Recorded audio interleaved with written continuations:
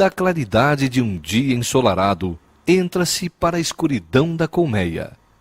Na reentrância de uma das pedras da cidade antiga, fica a entrada para a colmeia.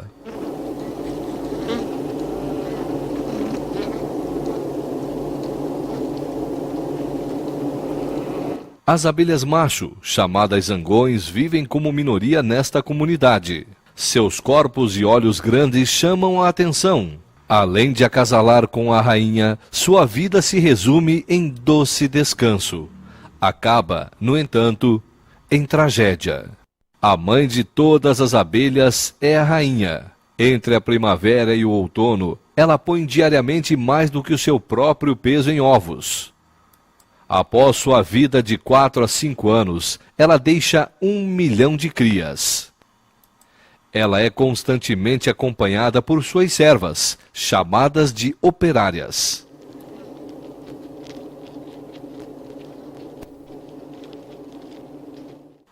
Estas cuidam da rainha, alimentando-a e mantendo-a limpa. Antes de botar o ovo, a rainha, juntamente com suas servas, verifica se a célula está vazia e adequada para o ovo. Ao mesmo tempo, verifica com as patas anteriores o seu tamanho.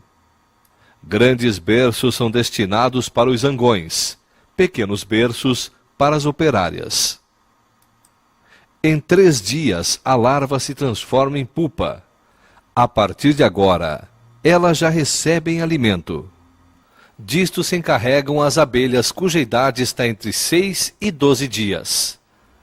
Nestes primeiros 3 dias, as larvas são alimentadas com um suco alimentar produzido nas cabeças das operárias.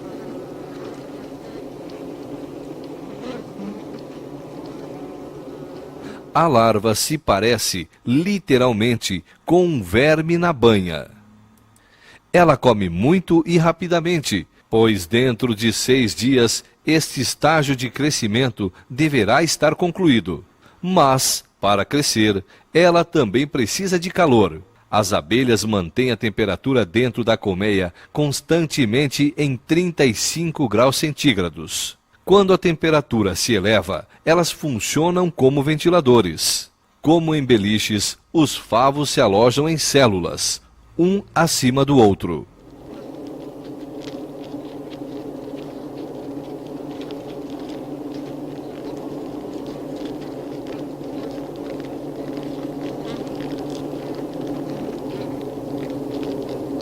No topo ficam os doces estoques de mel, e estes são vitalmente necessários, pois a partir do 4º dia, o alimento das larvas passa a ser mais substancioso. Ela passa a receber, além do suco alimentar, mel e pólen, rico em proteínas, que contém importantes matérias para o seu crescimento. Cada larva é alimentada entre 2.000 e 3.000 vezes durante os primeiros 6 dias. Não é surpreendente que ela cresça rapidamente e aumente seu tamanho corporal em 1000 vezes neste tempo. A célula passa a ser muito pequena para ela. Durante esta fase, as operárias fecham as células com cera, que permite a passagem do ar.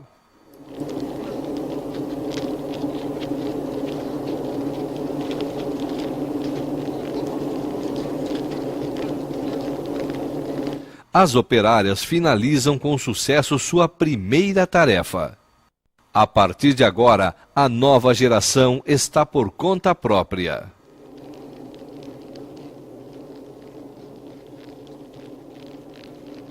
Fechada em sua célula, o verme começa a preencher o interior desta com uma espécie de teia finíssima.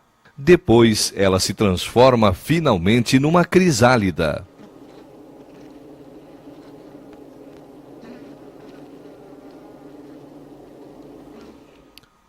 Agora já se podem perceber semelhanças com a abelha totalmente desenvolvida.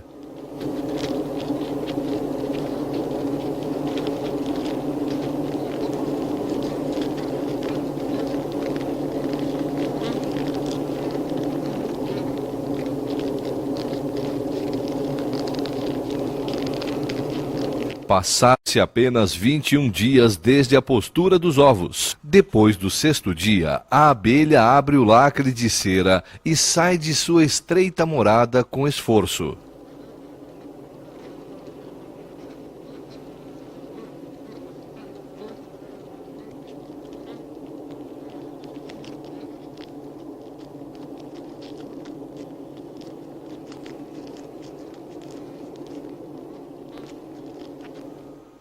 A primeira coisa que faz é se alimentar.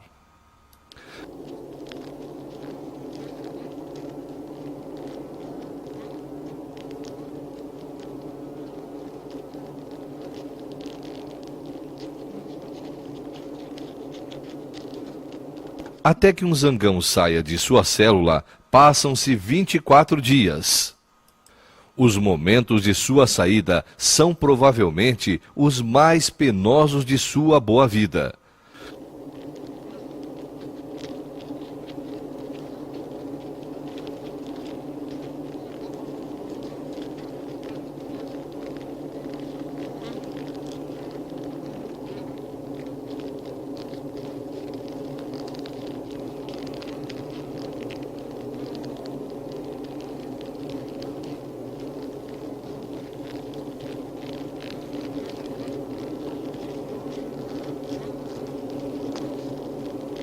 Logo, ele o consegue. Esta operária, recém-saída da célula, seca suas asas. Tudo o que contém açúcar serve de alimento para as abelhas. As larvas e crisálidas que não se desenvolveram são absorvidas. E suas carcaças são levadas para fora da colmeia. O mesmo é feito com as abelhas velhas que morrem no interior da colmeia. A higiene é muito valorizada na colmeia, a fim de evitar doenças.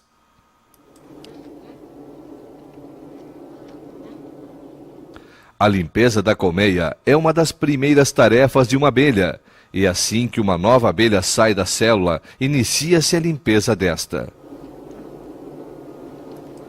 A limpeza, a alimentação e a ventilação são as tarefas mais importantes que uma abelha deve desempenhar. Mas a partir do 10º dia de vida, inicia-se uma nova fase.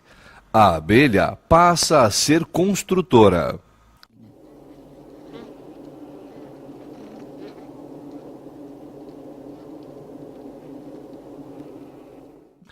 As abelhas constroem seus favos a partir do teto da colmeia, em direção descendente.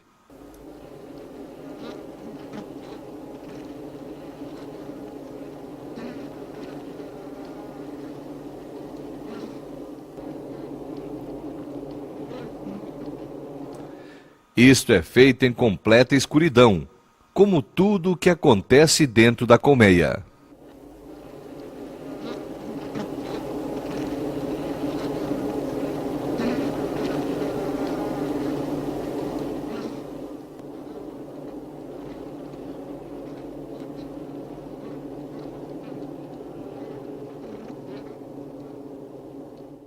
A cor dos favos é, no início, ainda quase branca.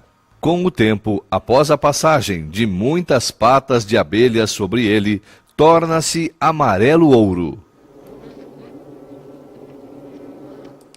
Cada abelha carrega em si uma pequena fábrica de cera.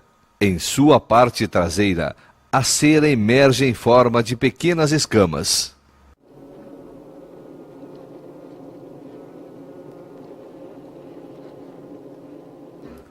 A abelha retira-as, então, de entre as dobras de sua pele com as patas traseiras e coloca-as sobre seu abdômen.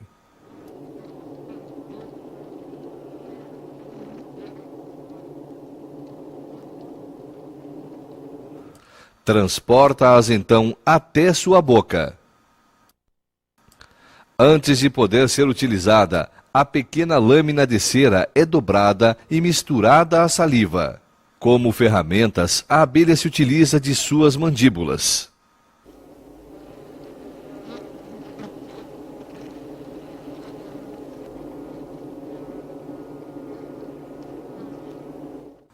A temperatura ideal para se trabalhar a cera fica em torno de 35 graus centígrados.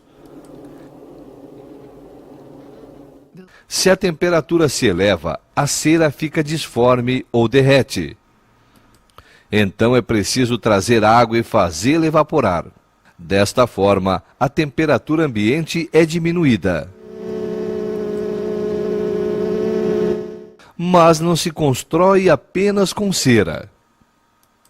Os membros de uma colônia também se transformam em materiais de construção.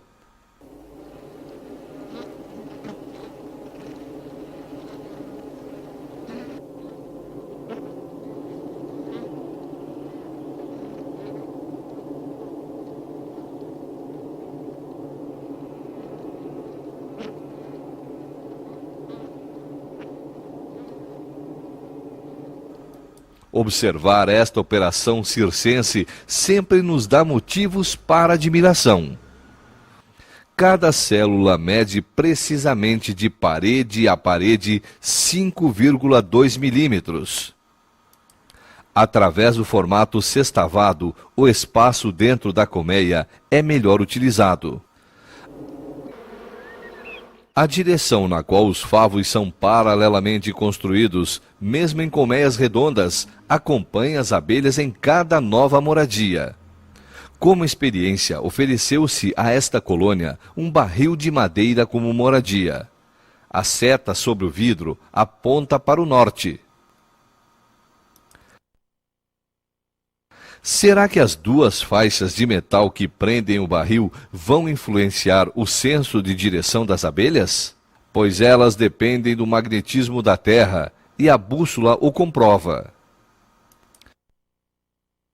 Após 4 semanas, as abelhas construíram seus favos. É surpreendente. As duas faixas de ferro foram suficientes para perturbá-las totalmente.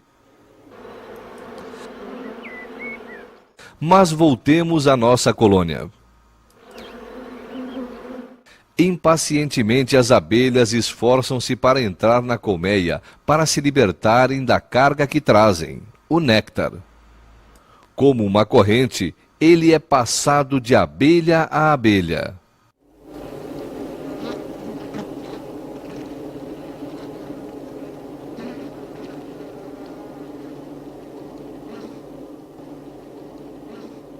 Ainda de uma cor amarelo clara, o mel é estocado primeiramente em células.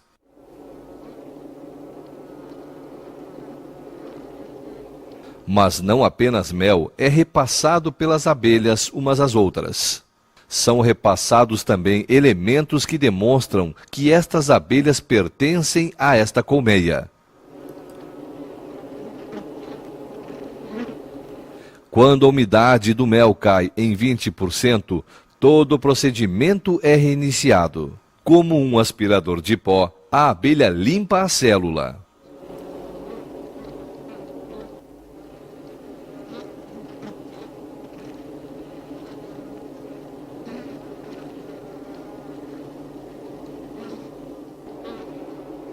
Pela primeira vez, as operárias misturam o mel à sua saliva. Ela impede o desenvolvimento de bactérias e torna o mel durável. Quando está pronto, é então armazenado. Cerca de 20.000 abelhas foram necessárias para produzir 500 gramas deste mel dourado. Protegido pela cera, que permite sua ventilação, o estoque para o inverno estaria garantido, não fossem outros fatores.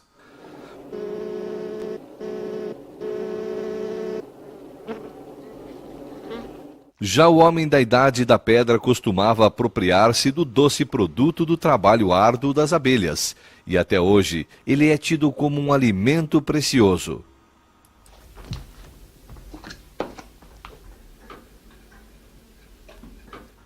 O que foi preparado pelas abelhas à custa de muito trabalho é retirado em poucos minutos dos favos.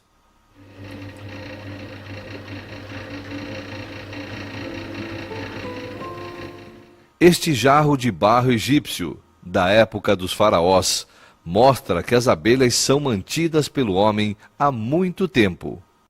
E este cesto búlgaro foi utilizado para a criação de abelhas há 2000 anos. A colmeia utilizada na região de Lüneburger Heide deveria espantar maus espíritos e doenças. Ainda hoje, na África, troncos ocos de árvores são utilizados para a criação de abelhas.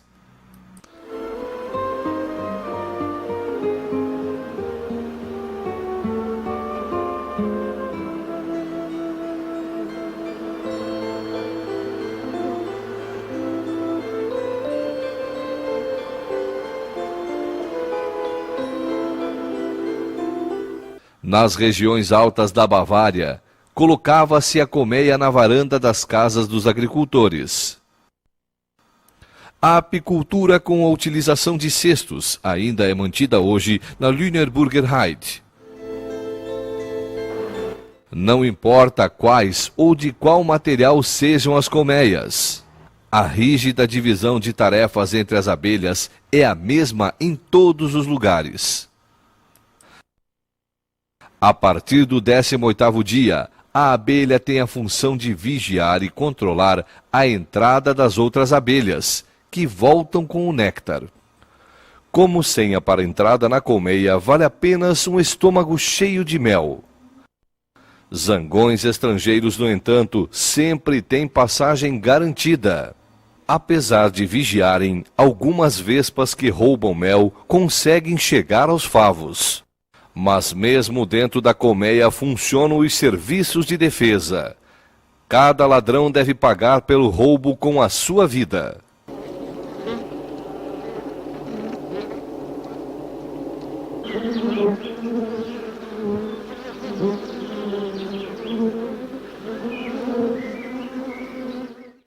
Se uma abelha pica outro inseto, consegue retirar seu ferrão intacto.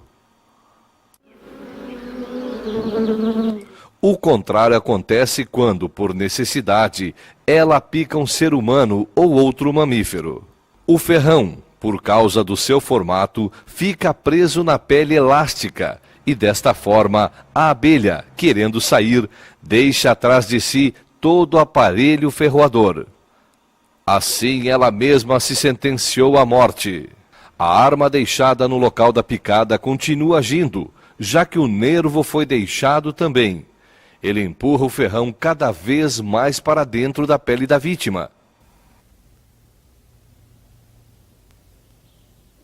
O veneno é injetado através da ferida.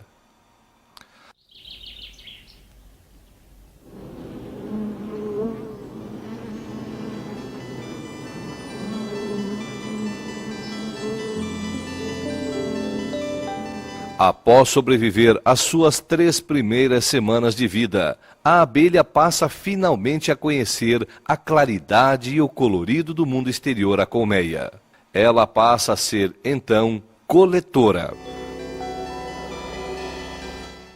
As cerca de 6.000 a 7.000 abelhas de uma colmeia de médio porte realizam por volta de 50.000 voos diários e visitam entre 2 e 5 milhões de flores.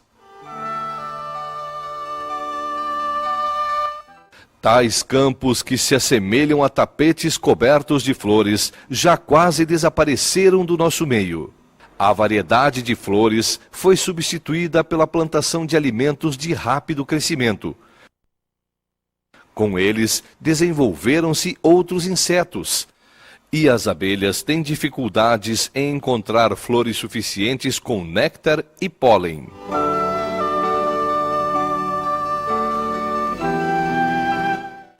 A cada saída da colmeia, a abelha visita apenas um tipo de flor. Do interior da flor, ela suga o néctar para dentro dos seus recipientes de transporte. Apenas uma pequena quantidade é utilizada para suas próprias necessidades. Água doce não mata a sede. Para beber, para o resfriamento da colmeia, e principalmente para a manutenção da umidade das crias, As abelhas recolhem cerca de 200 gramas de água diariamente.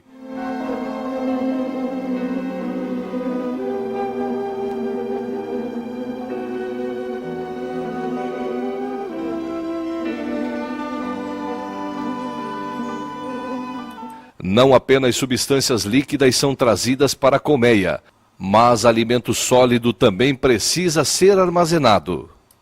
O pólen é recolhido e misturado ao mel e transportado em bolsas nas pernas traseiras. As abelhas, no entanto, não se servem gratuitamente deste banquete. Elas contribuem para a polinização das plantas.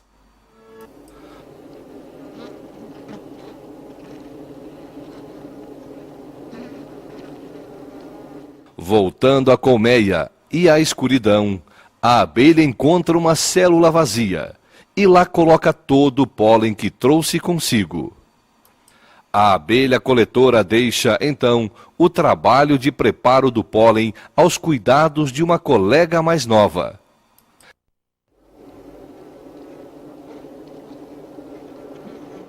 Que trabalha no interior da colmeia. Esta empurra o pólen para dentro da célula para aproveitar-lhe o espaço. E as câmaras de estoque são preenchidas camada a camada.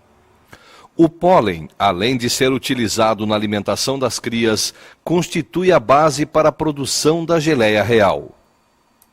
Um favo cheio de pólen assemelha-se a uma paleta colorida, já que tipos diferentes de flores produzem pólen de diferentes cores.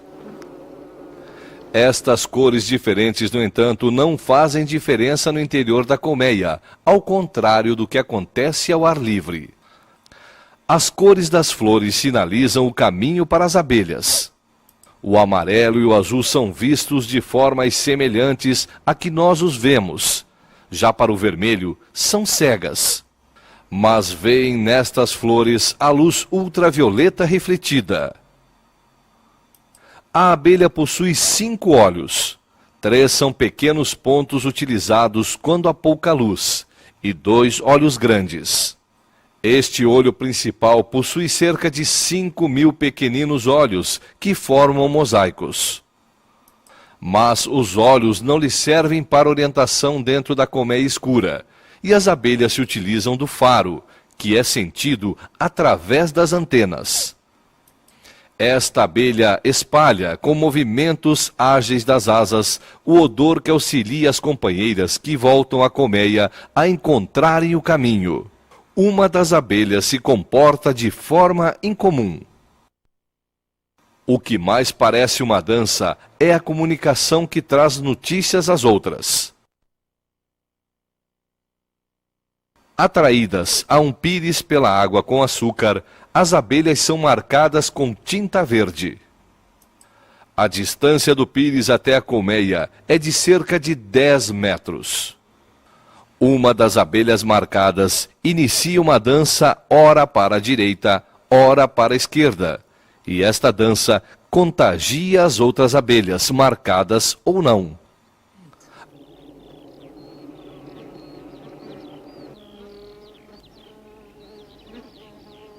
As abelhas que ainda não haviam sido marcadas recebem agora um pontinho de tinta amarela. O que se passa é a chamada dança rotativa.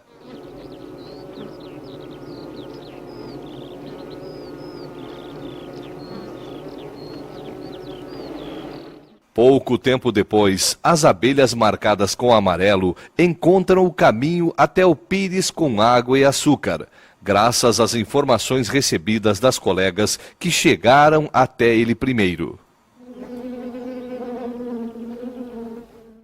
Para dificultar a tarefa, o pires é levado a 500 metros da colmeia. Cada abelha que pousa sobre ele recebe uma marca branca. Como se dará agora o repasse de informações das abelhas umas às outras?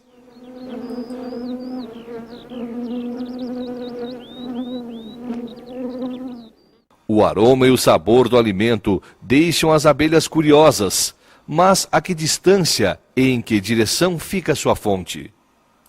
Quem compreende a linguagem das abelhas recebe as informações por meio de dança.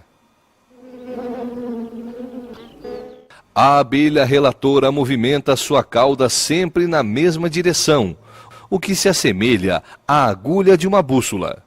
O número de vezes e duração de tempo com que balança sua cauda indica a distância a que se encontra o alimento da colmeia. Não só as flores coloridas oferecem alimento. Este também se apresenta nas florestas.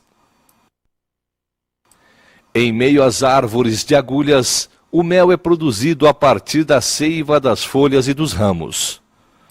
Pequenos insetos que se alimentam desta seiva são mantidos e cuidados por formigas. Para suprirem suas necessidades, estes insetos precisam absorver uma grande quantidade de seiva, e o excesso é excretado e serve para as formigas como alimento. Quando as formigas não são rápidas o suficiente para recolher este líquido, ele cai em gotas sobre os ramos e as agulhas, e estas são recolhidas pelas abelhas. Quando formigas vermelhas do bosque entram em uma colmeia, tornam-se ladras perigosas.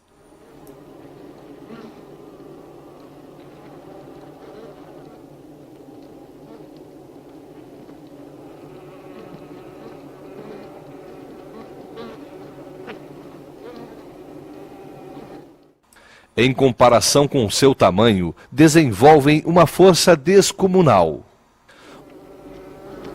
Um zangão recém-formado é retirado à força de sua célula.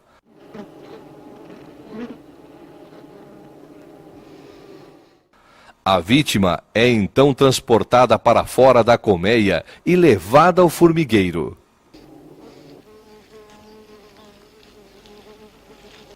A perda de indivíduos de uma colmeia não traz maiores consequências para a vida da comunidade. Esta colmeia, no entanto, atingiu um limite quanto à sua proporção. O aroma da velha rainha não é mais reconhecido por todas as abelhas, e o sentimento de unidade já não é tão forte. Portanto, uma parte das abelhas cria novas rainhas. Células maiores são construídas e as princesas recebem como alimento apenas geleia real e não pólen. Estas larvas são alimentadas como as outras durante o máximo de 6 dias até que suas células sejam cobertas. O tempo de desenvolvimento de uma abelha rainha, da postura do ovo até a saída da célula, leva 16 dias. 5 dias a menos que uma abelha comum, e 8 dias a menos que um zangão. Algumas horas antes da saída de sua célula, a rainha é anunciada por ruídos semelhantes a cornetas.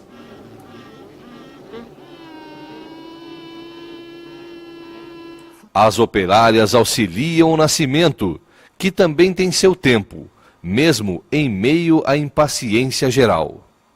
A rainha então encontra as células de suas irmãs princesas e mata uma a uma a ferroadas.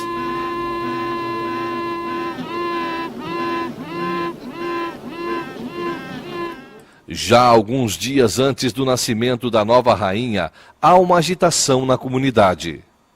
Cerca de metade das abelhas abandonam a colmeia seguindo a velha rainha e levando consigo o mel que conseguem carregar. O enxame voa até não muito longe e ajunta-se. Enquanto o grupo aguarda, algumas abelhas buscam um local adequado para construir uma nova colmeia.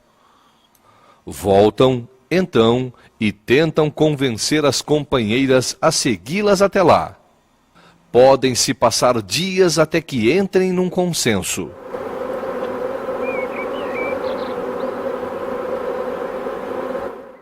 Finalmente, decidem-se por um carvalho cujo tronco está oco.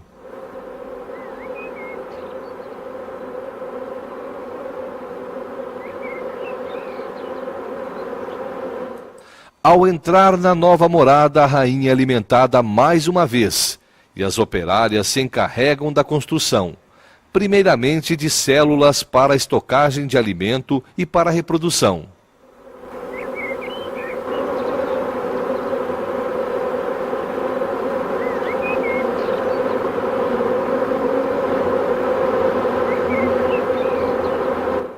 Em apenas 6 semanas são construídos vários favos com mais de 1 metro de comprimento.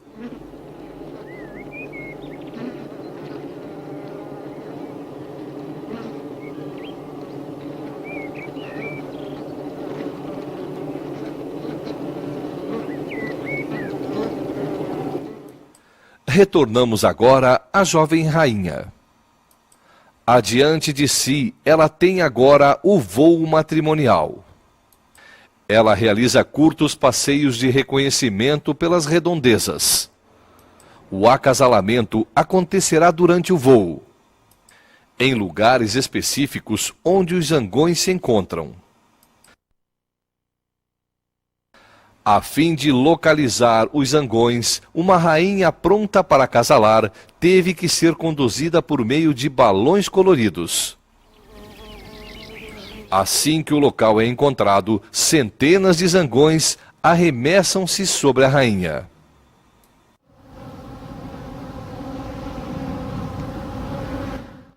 Foi preciso ativar um mecanismo técnico para limitar o acesso dos zangões.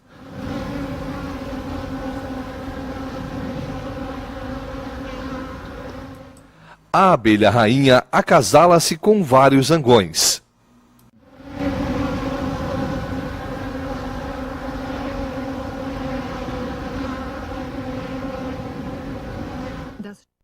Às vezes até 1 dúzia deles. Ela pode então fertilizar os ovos durante toda a sua vida.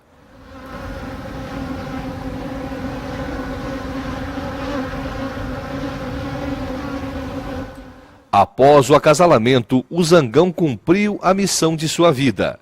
Ele cai e morre.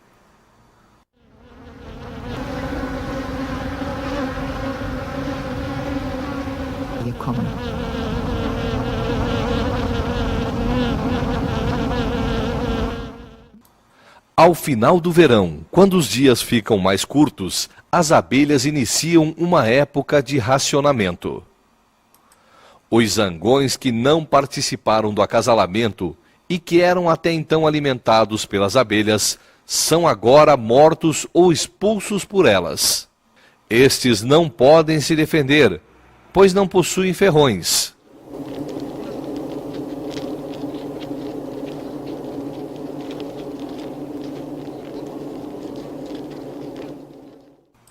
A perseguição dura semanas até que o último zangão esteja morto.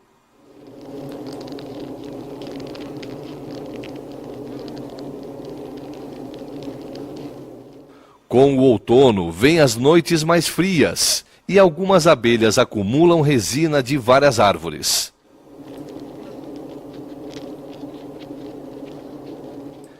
Esta própolis é transportada como pólen nas pernas traseiras e retirada com a ajuda de outras abelhas.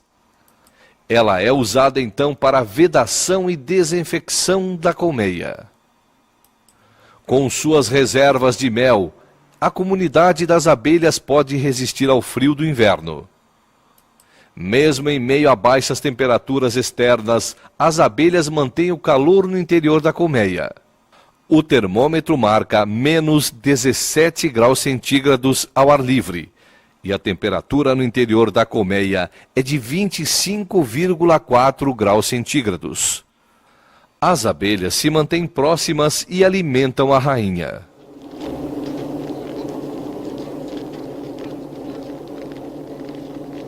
Apenas após o inverno, as operárias vão reiniciar o trabalho da construção das células para as larvas e a alimentação destas. Numa comunidade de abelhas, a vida de cada uma é voltada à de todas as outras. Como indivíduos, as abelhas melíferas não podem sobreviver. Cada uma precisa trabalhar para garantir o ciclo da vida. E que na primavera a cidade de mel e cera esteja repleta de vida outra vez.